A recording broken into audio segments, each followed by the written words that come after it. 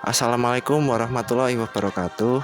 Kami dari kelompok 5 ingin membuat video tentang peninggalan sejarah dari tugas oleh Pak Agus. Saya sendiri Aryo Wahyu Pratama, absen 6. Noval Syakib absen 26. Mida Ramawati absen 23. Bilkis Masita absen 9.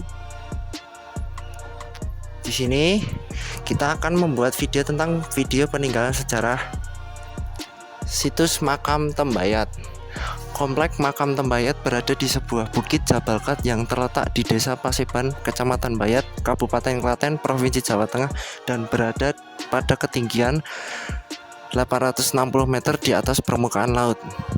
Berdasarkan babat dan cerita rakyat, tokoh utama yang dimakamkan di komplek makam Tembayat adalah Sunan Tembayat, penyebar agama Islam di daerah Bayat dan sekitarnya. Nama asli beliau adalah Ki Ageng Pandan Arang, seorang adipati Semarang yang atas petunjuk Sunan Kalijaga meninggalkan kota Semarang untuk menuju ke daerah pegunungan bagian selatan dengan tujuan menyiarkan agama Islam. Sunan Tembayat hidup semasa dengan Sunan Kalijaga, yaitu salah seorang wali sanga yang menurut babat Tanah Jawi termasuk pendiri Masjid Agung Demak. Berdasar sengkalang berupa seekor kura-kura yang dipahatkan pada dinding barat mihrab Masjid Agung Demak. Masjid tersebut didirikan pada tahun 1479. Sedangkan Sunan Kalijaga hidup semasa dengan Sunan Kudus yang dikenal sebagai pendiri Masjid Menara Kudus pada tahun 1549. Oleh karena itu, kompleks makam Menara Kudus pada tahun 1549 tidak jauh selisihnya dari masa pendirian Masjid Agung Demak dan Masjid Menara Kudus. Pada Gapura Panemut terdapat prasasti bertuliskan Wisaya Hanata Wisiking Ratu yang bernilai tahun 1555 Saka. Pada sisi lain, Gapura tersebut terdapat tulisan Ita 1555 Masa 4. Angka tahun ini bertepatan dengan tahun 1633 Masehi, yaitu masa Mataram Islam di bawah pemerintahan Sultan Agung. Babat Nitik Sultan Agung menerangkan bahwa Sultan Agung memiliki peran yang cukup besar dalam perbaikan kompleks makam. Salah satunya pernah memerintahkan untuk memperbaiki makam Sunan Tembayat yang dimulai pada tahun 1620 Masehi.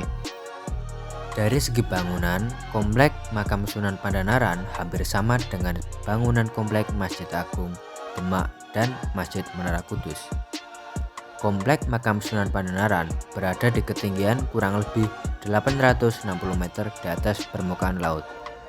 Ketika kalian memasuki komplek makam akan melewati 8 gapura, yaitu, dan ini adalah gapura pertama Segara Muncar.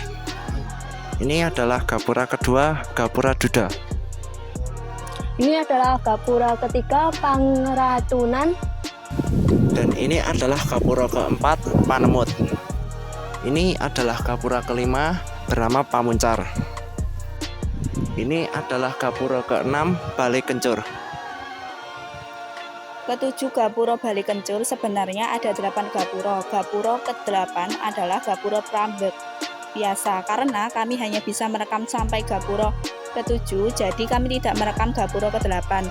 Nah, kalian juga bisa beribadah di masjidnya yang berada di gerbang utama masuki area makam.